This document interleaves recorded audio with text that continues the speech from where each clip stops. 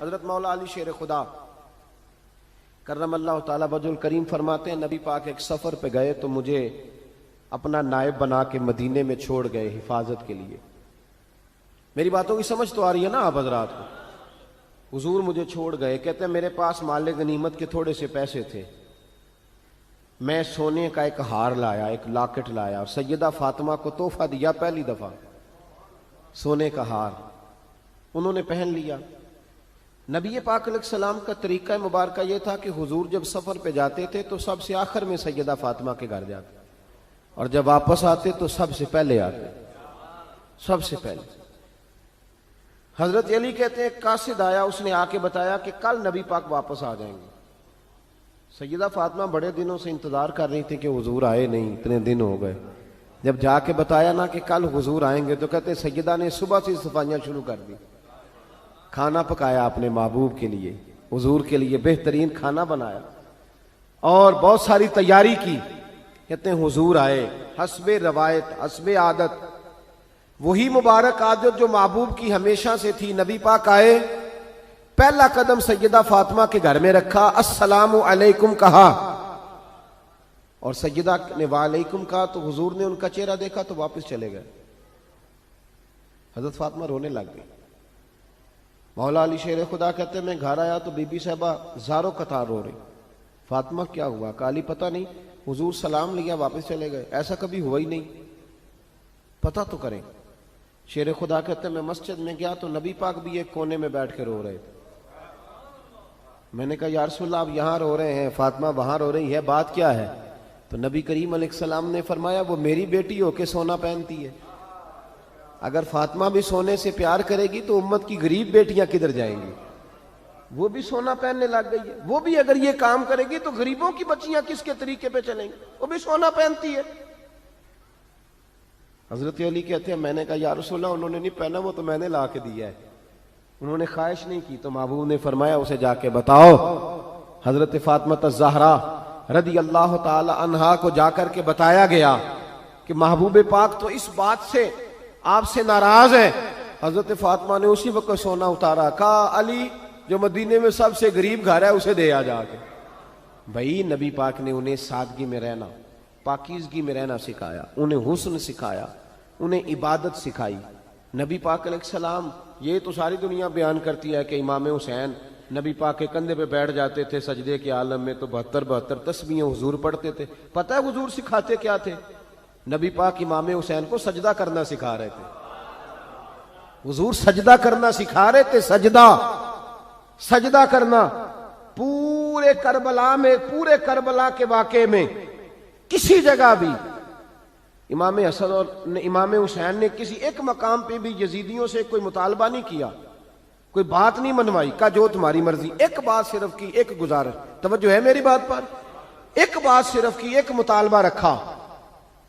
جب 9 محرم کو عمر بن سعد نے, شمر نے, ان سب نے کہا نا کہ حسین یہاں اب بات ختم ہو گئی, یا بیعت کرو یا جنگ کرو, تو امام حسین نے فرمایا مجھے 1 رات کی مہلت دو. علی کے بیٹے مہلت مانگ سکتے ہیں؟ بولے نا یار, مہلت مانگتے تھے وہ, کیا ضرورت تھی؟ امام حسین نے فرمایا مجھے مہلت دے, 1 رات رہ گئی ہے, میں راج کے سجدے کرنا چاہتا ہوں. سجدوں کے لیے مہلت مانگی, سجدوں کے لیے. توجہ ہے میری بات پر؟ محفلیں لمبی, نمازیں چھوٹی. 24 گھنٹے آپ کسی کو بٹھا لیں باہر, وہ بیٹھا رہے گا, گپے لگائیں.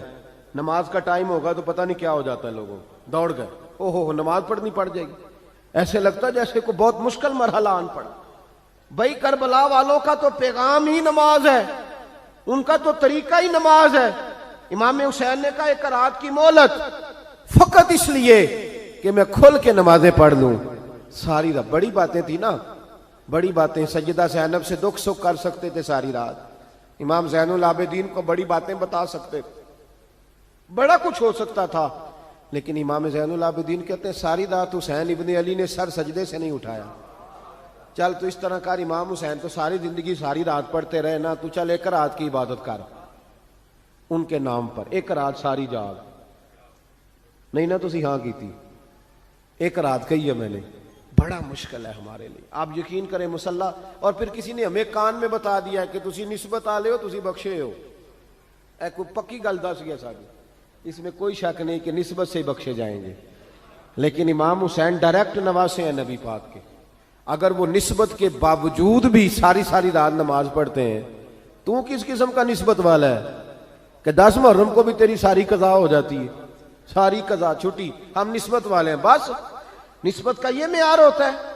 نسبت کا معیار یہ ہوتا ہے کہ جو محبوب نے کیا وہ ہم نے کر کے چھوڑنا ہے, وہ کام کرنا ہے. اور پھر اہل بیت نبوت کا اسوہ حسنہ پردہ ہے. پردہ بڑی گمراہی آ گئی ہے امت میں. اب جو بچی ایم اے ایم بی اے کر لیتی ہے, وہ سب سے پہلے یہ مطالبہ کرتی ہے کہ ہمارے حقوق برابر کے. اسلام نے عورت کو برابر کے حقوق نہیں دیے, عزت والے حقوق دیے. کون سے حقوق دیے بولیے؟ میں ایک یونیورسٹی میں تھا تو ایک بچی نے پیغام دیا, کہنے لگی جی, بچیاں بھی تھی پردے میں بیٹھی ہوئی, لیکچر یونیورسٹی میں ہو رہا تھا, تو اس نے کہا جی عورت کا تو گھر ہی کوئی نہیں ہوتا, عورت کا تو گھر ہی کوئی نہیں, تو ہم کدھر جائیں؟ میں نے کہا چلیں ادیبانہ انداز میں یہ بات درست ہے, لیکن حکیمانہ انداز میں درست نہیں. عورت کی تو اللہ تعالیٰ نے ذمہ داری بڑی شاندار رکھی ہے. جب تک باپ جوان ہوتا ہے نا, توجہ ہے میری بات پر, جب تک باپ جوان ہوتا ہے تو بیٹی اس کے گھر رہتی ہے, اور جب بچی جوان ہوتی ہے, ابا تھوڑا بوڑھے ہونے لگتا ہے نا, تو اللہ تعالیٰ خامند کی ڈیوٹی لگا دیتا ہے عورت پر. اور جب خامند تھوڑا بوڑھا ہونے لگ جاتا ہے تو بچے جوان ہو جاتے ہیں. تو میں نے کہا بی بی تو سمجھی نہیں, تو کہتی ہے میرا گھر کوئی نہیں. رب کریم نے تو تیرا محافظ ہمیشہ جوان آدمی کو رکھا ہے, جوان کو, کبھی باپ کو, کبھی بھائی کو, کبھی بیٹے کو, کبھی شوہر کو. تو یہ کیسے؟ اسلام نے تو تیرے لیے جوان خون تیرا محافظ رکھا, اگر تو سمجھے. حضرت فاطمہ نے ساری زندگی پردے میں گزاری, ان کا ننگا سر کبھی سورج نے بھی نہیں دیکھا. یہاں اللہ خیر کرے دینداروں کی بچیاں پردہ نہیں کرتی, حاجیوں نمازیوں کی بچیاں پردہ نہیں کرتی. کپڑے استری نہ ہو تو گھر میں جھگڑا شروع ہوتا ہے, اور بی بی پردہ نہ کرے تو پرواہ کوئی نہیں. حضرت عبداللہ بن سہل ایک تابعی بزرگ ہے, نام یاد رکھنا. عبداللہ بن سہل کہتے ہیں سیدہ زینب جب کربلا سے واپس آئیں تو وہ میری پڑوسن تھیں. 15 سال کہتے ہیں میں ان کا پڑوسی رہا ہوں, 15 سال. 15, امام شورانی نے اس کو لکھا ہے, 15 سال میں حضرت زینب کا پڑوسی رہا. کبھی ہوتا ہے نا کہ بی بی برقع پہن کے باہر نکل آتی ہے, بازار جانا ہے, دوائی لینی ہے, کوئی کام ہے. کہتے ہیں 15 سال میں پڑوسی رہا, پر میں نے پردوں میں چھپی ہوئی زینب بھی کبھی نہیں دیکھی. کہتے ہیں نا برقعے میں بندہ بی بی دیکھ لیتا, میں نے پردے میں چھپی ہوئی بھی بی بی کبھی نہیں دیکھی. تو کربلا والوں کا تو طریقہ پردہ ہے, ان کا طریقہ. اب آخری بات سنیں, کربلا والوں کا طریقہ حوصلہ ہے, ہمت ہے. ہمارے ہاں نا خودکشیاں عام, جھگڑا عام, لڑائی عام. اس کی وجہ یہ کہ حوصلہ کوئی نہیں. ذرا سی بات کوئی بندہ برداشت کرنے کو تیار. اہل بیت کا جو طریقہ ہے نا وہ حوصلہ ہے, وہ صبر ہے. وہ چلے محبت کی بات ہے کر دیتا ہوں. ایک بابا جی سے میں نے پوچھا, میں نے کہا جناب صحت کیسی ہے؟ کہ دکھا نہیں وڈیریاں کر چھڑیا. میں کہا کنی عمر تہاڈی؟ کہندا میں عمر تے ایویں 76 کو سال ہے. تے میں کہا دکھاں تو بغیر بھی ہن تساں وڈیریا ہی ہونا سی. بس کر دے, دکھوں کو بدنام کیا ہوا بلا وجہ. اب بس کریں, وڈیرے ہونا تھا کہ نہیں ہونا تھا؟ تے نہ دکھاں دا لا دیتا ہے. ہجوم غم میں بھی توہین نے ضبط غم نہ ہوئی, ہم تو اس احتیاط سے روئے کہ آنکھ نم نہ ہوئی. اللہ والے تو مطلب شکوہ کرنا ہر وقت شکوہ, حوصلہ ہی کوئی نہیں, سکون ہی کوئی نہیں, پریشانی بڑی ہے جی, آزمائش بڑی ہے. کبھی آپ نے کہیں سنا ہے کہ واقعہ کربلا کے بعد حضرت زینب معاذ اللہ نفسیاتی مریض ہو گئی تھی؟ امام زین العابدین, سیدہ سکینہ, حضرت صغرا, وہ حوصلے میں رہے, متوانا رہے. امام زین العابدین نے اس کے بعد بھی کئی دفعہ پیروں میں بیڑیاں پہنی, کئی دفعہ. سادات کا خاندان چلا. یہ جو داتا علی اجویری نے آ کے آپ کو کلمہ پڑھایا, یہ بھی سید زادے ہیں. سیدوں کا قافلہ رکا نہیں, یہ خواجہ اجمیری بھی سید زادے, غوث پاک جیلانی بھی سید زادے. یہ سادات کا سلسلہ چلتا رہا. بار بار آ کے امت کی قیادت کی ان لوگوں نے. جب دیکھیں نا یہاں کسی بندے کا کٹا ہوا ہاتھ پھینکا جائے نا, بلکہ انگلی پھینک دی جائے, تو لوگ ڈر کے بھاگ جائیں گے، کسی کا، اپنے کسی کا نہیں، کسی کا، کیونکہ انسان کا وجود کٹ جائے تو دہشت پیدا ہوتی، آپ ڈر کے بھاگ جائیں گے۔ امام حسین کا کٹا ہوا سر، توجہ ہے میری بات پر؟ ذرا غور کرنا، بندے کا سر کٹ جائے، ہم سنتے ہیں بات پر غور نہیں کرتے۔ دھاڑ ان کا پڑا تھا کربلا میں، کٹا ہوا سر، زلفیں، پگڑی، کٹا ہوا سر نیزے پہ، آگے آگے سر جا رہا ہے، پیچھے سیدہ زینب جا رہی، با پردہ یزید کے دربار میں پہنچی، بی بی صاحبہ پردے میں بیٹھ گئی۔ یزید کہنے لگا دیکھ لو اللہ نے مجھے عزت دی اور میرے دشمنوں کا معاذ اللہ کیا حال ہوا۔ جب اس نے یہ کہا نا تو حضرت نعمان بن بشیر صحابی بیٹھے تھے، اور ساتھ کہتے ہیں میرے ایک نابینا صحابی بھی بیٹھے تھے۔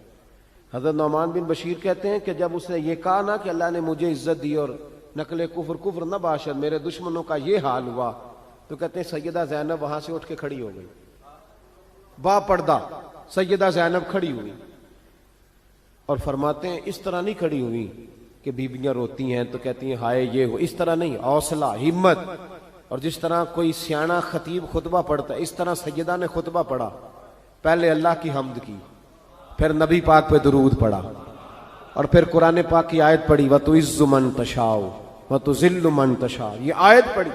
کہتے سیدہ کی آواز میں وہ روب تھا، وہ گرج تھی، وہ وقار تھا، وہ اطمینان تھا کہ وہ نابینا صحابی میرا گھٹنا ہلا کے کہنے لگے نعمان علی آ گئے ہیں دربار میں، علی آ گئے ہیں، جبریل امی بول رہے ہوں جیسے، حکمت کے گوہر رول رہے ہوں جیسے، دربار دمشق میں بی بی زینب کا خطاب منبر پہ علی بول رہے ہوں جیسے۔ کہا یہ تو حضرت علی کی آواز، علی آ گئے کیا، علی آ گئے؟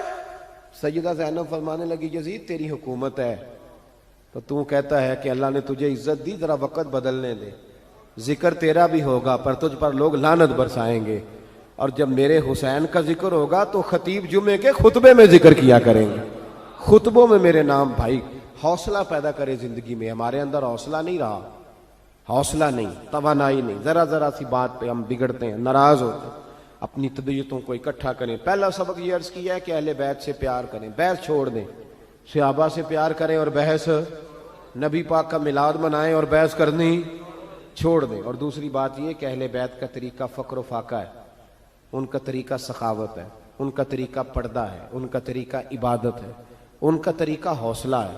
حوصلہ مند زندگی گزاریں، توانائی والی زندگی گزاریں۔